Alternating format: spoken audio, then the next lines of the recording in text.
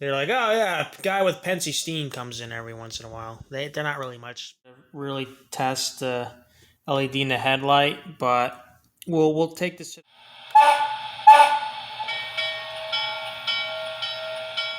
At 10, proceed to 15. Hello, everyone. This is Pencil Joe here, and today it has finally come.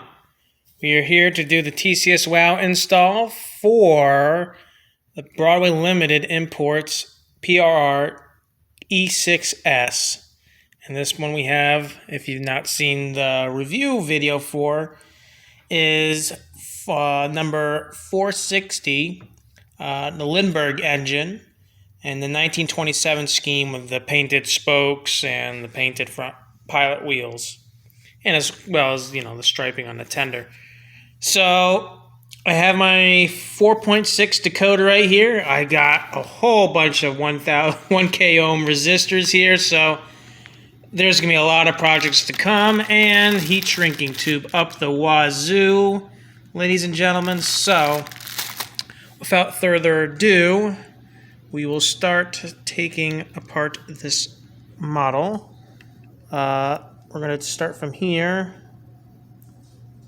And let's see. Can I get it out from under here? There we go. And I'll probably... Where are they? Well, I must be covering them. There they are. Use these tweezers to get this up. There we go. Put that to the side for now. Alright, so now we have everything exposed here. Let's see. We gotta get the screw down in there. Now these screws are right here are for the H10. So I'm not gonna lose these. I'm gonna put these over here on the right side over here. Those are for the H10 back there. I'll probably get another decoder at some point. And finally do that one. I gotta find another 4.0 decoder. Oh, holy cow. Slipping inside the firebox over there. I will not be doing a firebox flicker for this model. I know some people want to see me try that. However, I do not think it could. It could probably fit, but it'll be very tight. And I don't want to give up some of the other lighting features.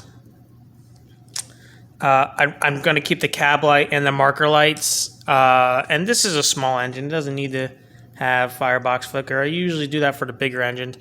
If I want to, I could, but like I'd have to have the wires try and go in here somehow, and it will have to be semi-permanently connected, which is fine. It can fit in any of my, boxes or anything like that, even in its own box.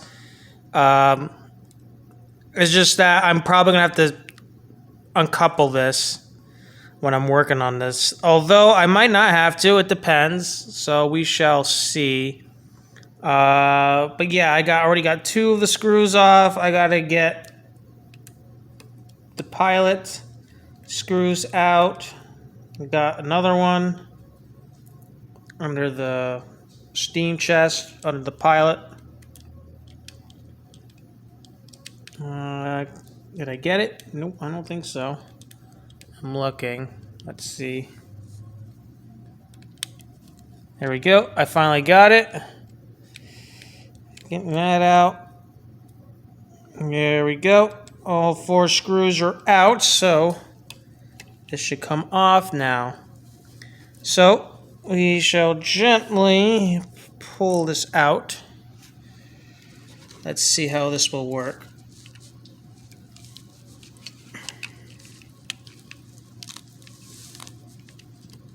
I definitely want to uncouple the tender first. So I'm going to start the video right at this second, and then I'll get back to you with the cover off. Alrighty, so for the tender, I've taken the lid off. There's the boiler and the cab. and this is inside a locomotive. So what I'm going to do is similar how I did to my first H10. I'm actually going to get rid of this. I do not think this is going to work out, in my opinion. So I will try to do where the track minus is supposed to go to. However, there's no reason really for this. If you look, this is supposed to be track, minus right here, but I'm not sure where this will go. Oh yeah, it goes right here. So there's track minus. So I can try and find track minus, which is probably one of these wires down in here. So I already see a wire going under over here, and there's that annoying thing that I have to get out. So I will have to take out this motor temporarily so I can get this piece out down in there, and then I'll start doing the rewiring progress and see where each wire goes.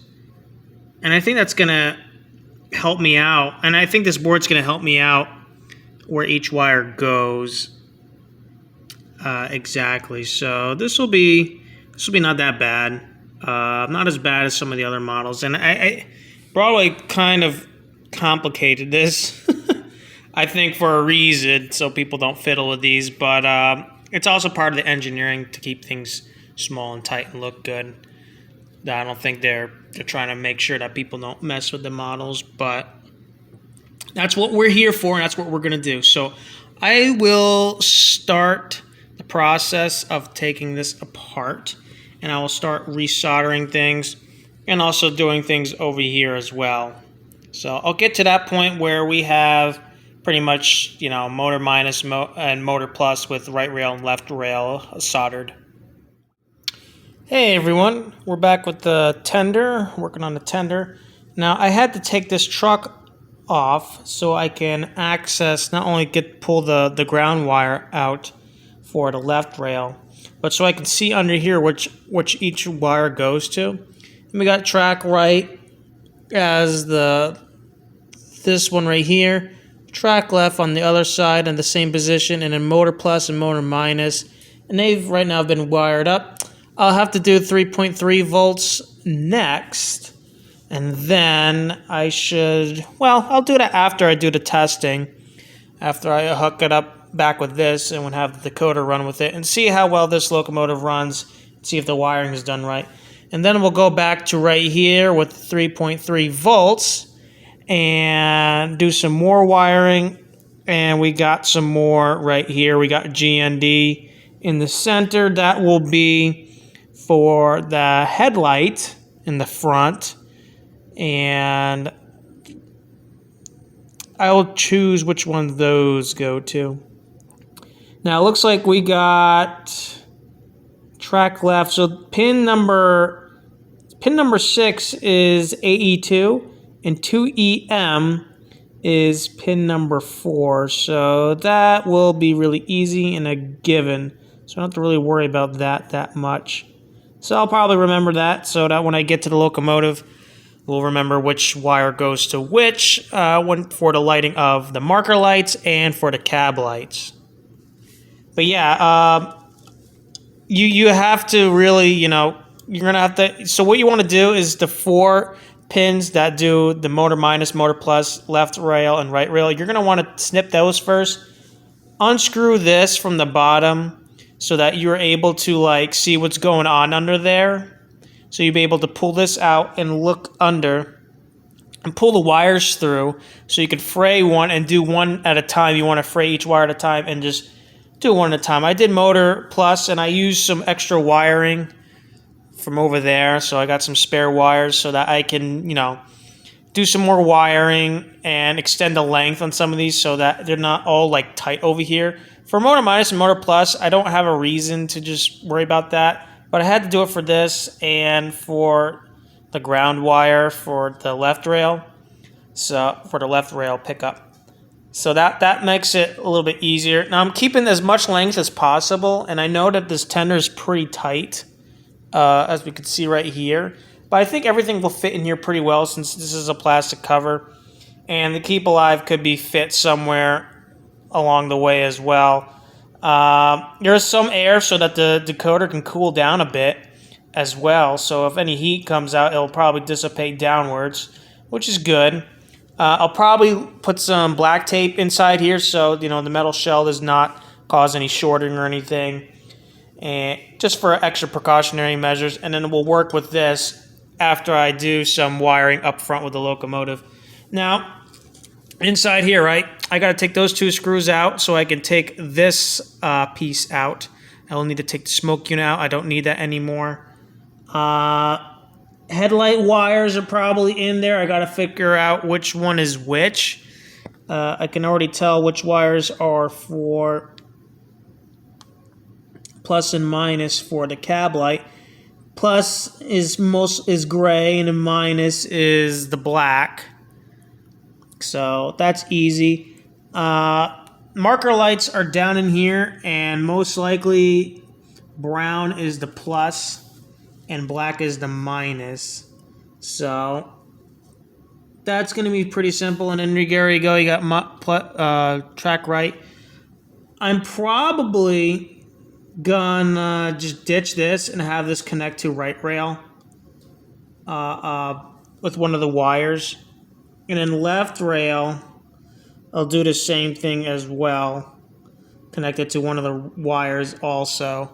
So yeah, we're getting there one at a time, and we'll see how it runs.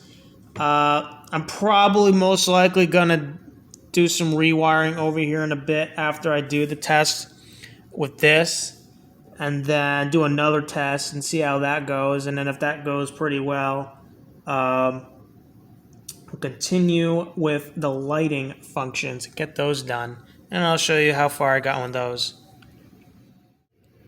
Okay, so I just finished up all the wiring for the tender. So for this is upside down, just letting everybody know. So in real life, when I get to the motor, I'm gonna go from here, from where these pins are, connecting to right here, and it's pretty much backwards, because right rail is supposed to be on this side.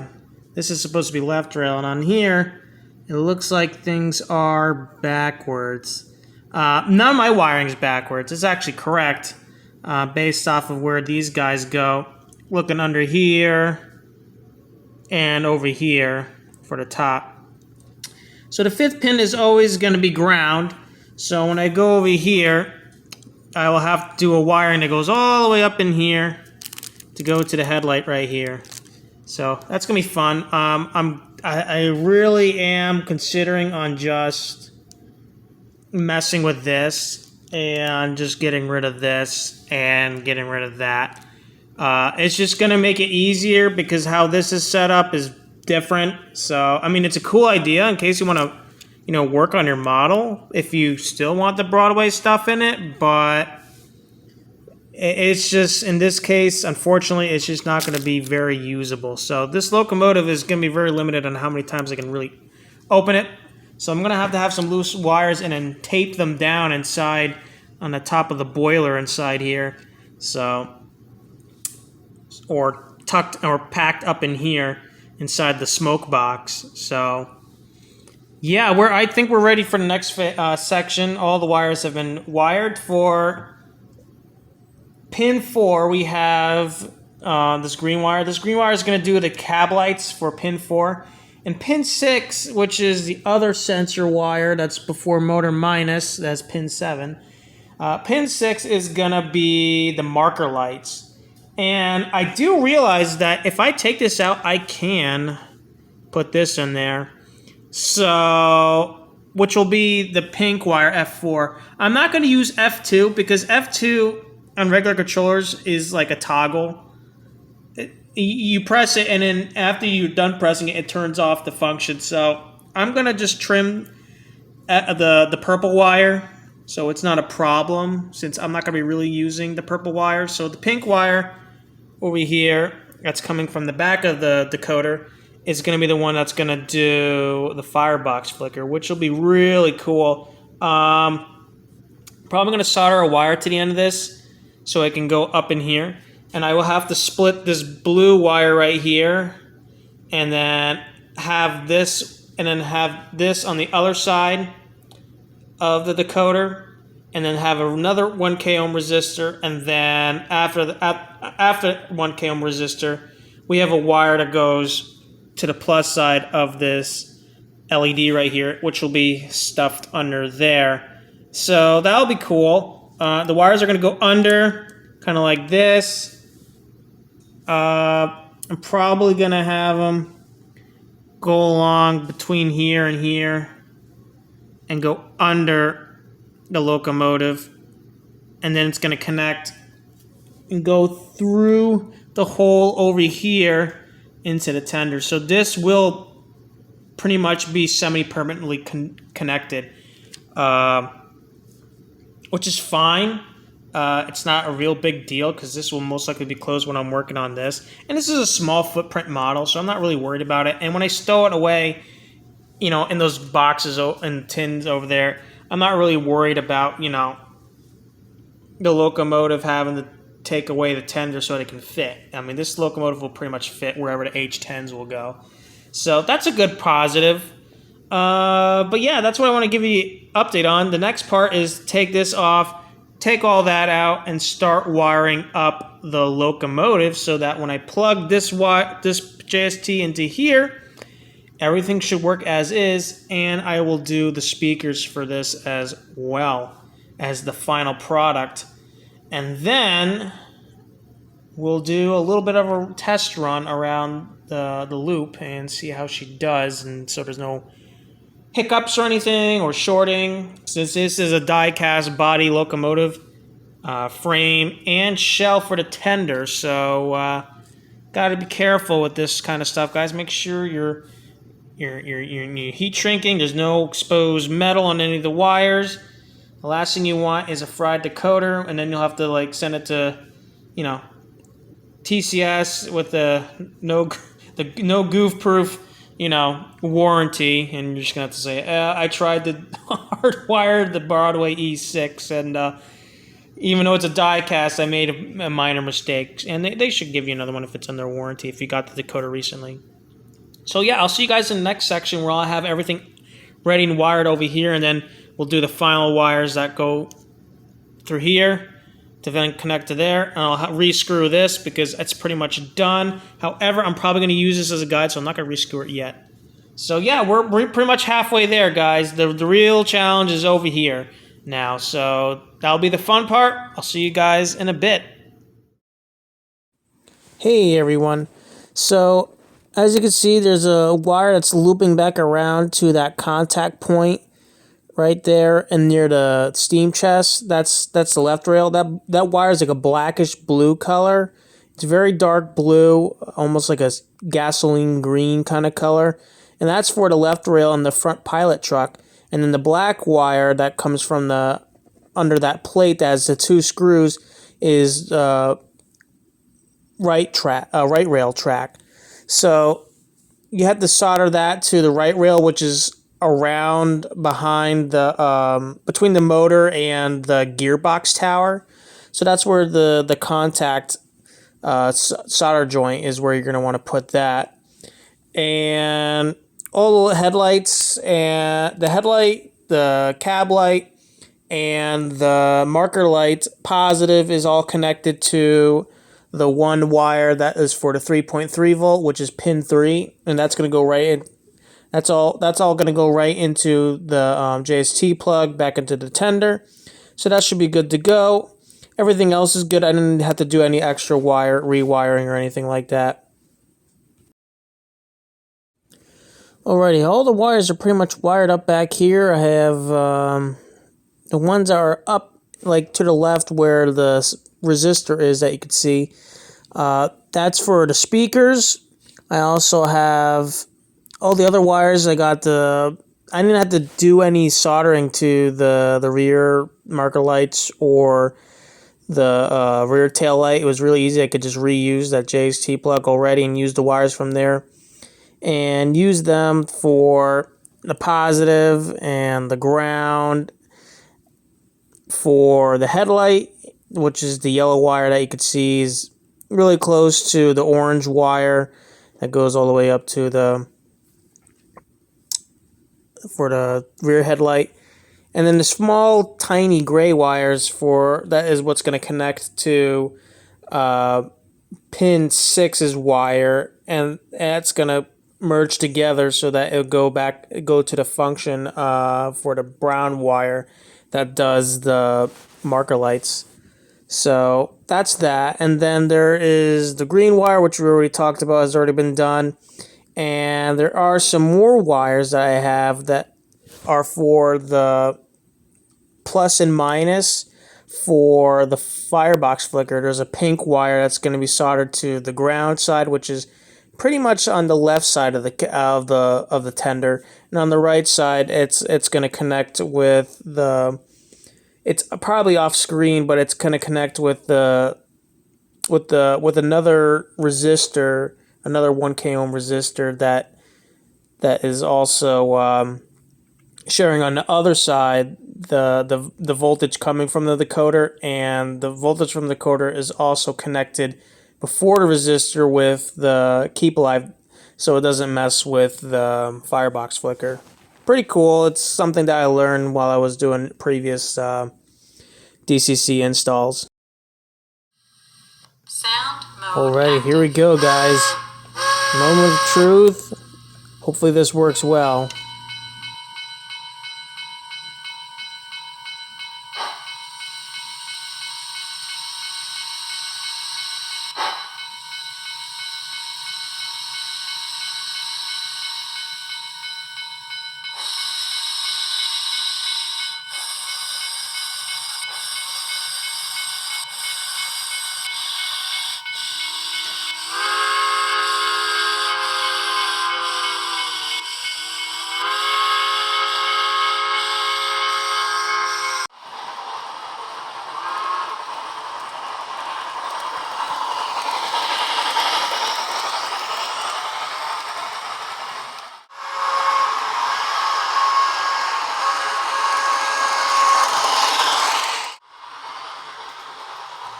You tell me, guys, is this a success? Because to me, I think this is a real good success.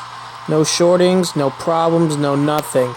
Runs really well. Can't wait to test this out at the club, guys. This is Pensy Joe signing out. Hope you guys enjoyed this install. Bye now.